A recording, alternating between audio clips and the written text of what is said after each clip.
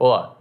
Hoje vamos ver as estruturas de palavras e os elementos mórficos. Por que as palavras são das formas que elas são? Me acompanhe.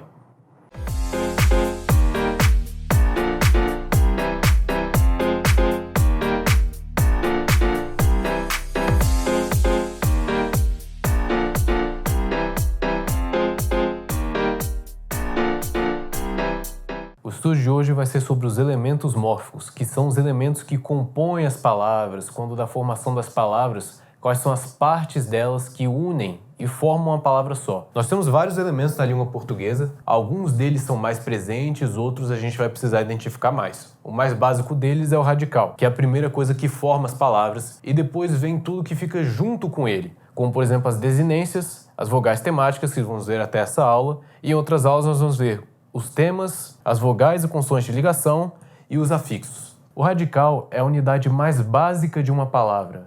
É a primeira coisa que se coloca numa palavra e quando você tenta variar a palavra, ele é o que não muda. Você consegue ver aqui da palavra livro, este é o radical, sem a letra O. Isso acontece porque quando tentamos variar a palavra livro, nós temos livreto com o mesmo radical ou livraria com o mesmo radical. E isso acontece em vários tipos de palavras diferentes, como por exemplo, você pode ter a palavra cantar, em que você pensa na variação cantoria, ou cantor, ou cantora, e você percebe que as primeiras letras, até cante mais ou menos, não se alteram.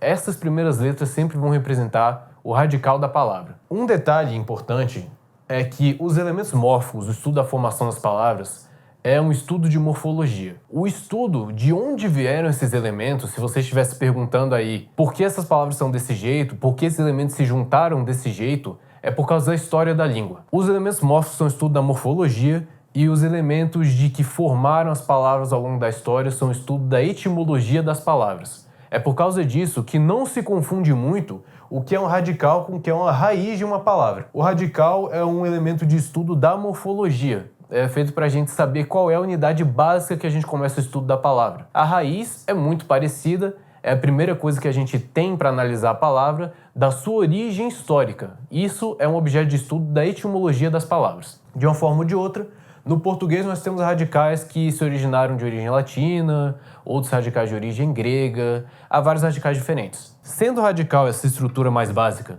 nós temos também outras estruturas, como é o caso, por exemplo, da vogal temática. Sobre a vogal temática, nós temos as vogais temáticas para nomes e as vogais temáticas para verbos. Elas servem para que a gente possa variar essas palavras, que é exatamente o estudo que a gente faz desses elementos. São os elementos que vão ficar juntos com os radicais. Sobre as vogais temáticas feitas para nomes, nós temos três tipos: A, O e E. Essas vogais são feitas para que a gente possa variar um radical. Então você consegue ver que quando elas se colocam com radical, elas já formam a palavra diretamente. Por exemplo, aqui nós temos a vogal temática pasta, porque, por exemplo, se nós variarmos essa palavra, vocês vão ver que a primeira parte sempre vai ficar igual. Da mesma forma, nós temos aqui a vogal temática E na palavra mares. No plural de mar, ou por exemplo, variando a palavra marítimo, ou por exemplo, variando para a palavra marinheiro, sempre vai ter esse radical junto com a vogal temática, que pode ter aqui uma variação plural que nós já vamos chegar. Sobre isso, ainda nesse exemplo, se vocês estavam se perguntando o que acompanha o radical e por que ele fica desse jeito, nós temos aqui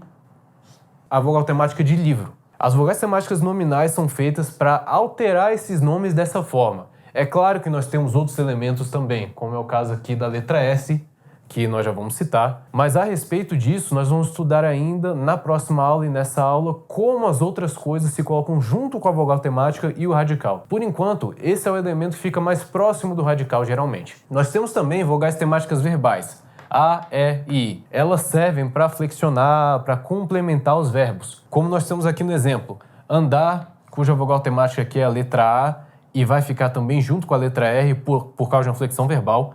Engolir, cuja vogal temática é a letra I, que vai ficar junto com a letra R também, e compreender, cuja vogal temática é a letra E, cada um de um exemplo aqui. Isso é feito para que a palavra possa se variar melhor. Sobre a vogal temática, uma coisa importante é que vocês vão perceber que aqui, nas vogais temáticas que complementam os verbos, nós só temos A, E e I. Por exemplo, a letra O ou outras variações não vão existir, porque os verbos só terminam em AR IR e ER. Você deve estar se perguntando aí também como fica o verbo pôr. Uma curiosidade histórica é que o verbo pôr veio de uma variação do português do verbo poer, que era utilizado antigamente em séculos passados.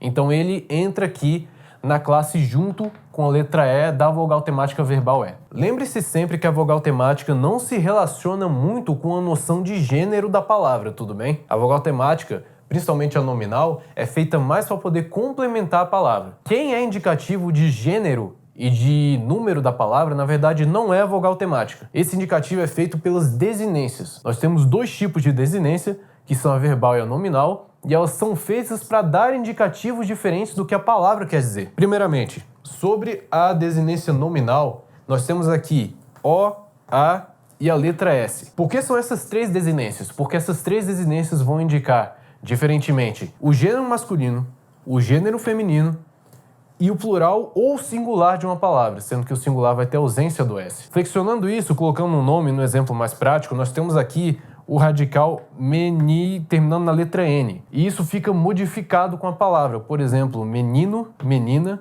ou meninos e meninas. Vocês conseguem ver aqui que a desinência nominal pode ser mais de uma, porque realmente nós temos aqui uma desinência e duas desinências juntas, conjuntamente com um radical invariável em todas as palavras. Não é só para os nomes que existe isso. Realmente a desinência verbal, enquanto a desinência nominal é feita para indicar o gênero e o número que uma palavra quer dizer, a desinência verbal vai ter outros indicativos.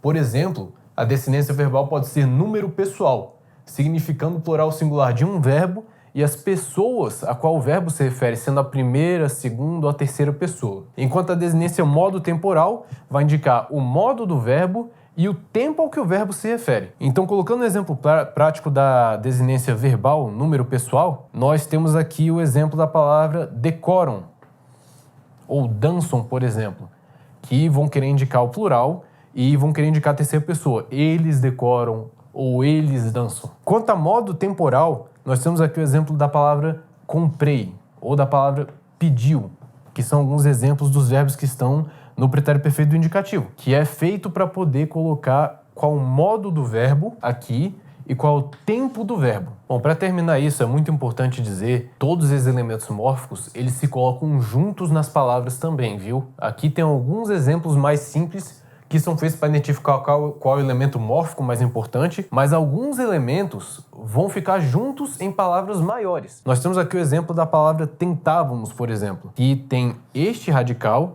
e tem mais dois indicativos. Esse indicativo da pessoa nós, a primeira pessoa do plural, e este indicativo do tempo passado e do modo indicativo. Ou seja, todos esses elementos mórficos podem se colocar conjuntamente. Não pensem neles de uma forma isolada, que já nós vamos misturar um pouquinho mais. Então, como vocês podem ver aqui, por essa palavra, esses elementos não são excludentes. Os exemplos mais simples são para ilustrar onde eles estão para vocês. Mas, mais uma vez, algumas palavras maiores vão misturar esses elementos mórficos. Então, acompanhe nas outras aulas, porque nós vamos começar a misturar alguns elementos depois que aprendermos todos. Então, me acompanhe lá.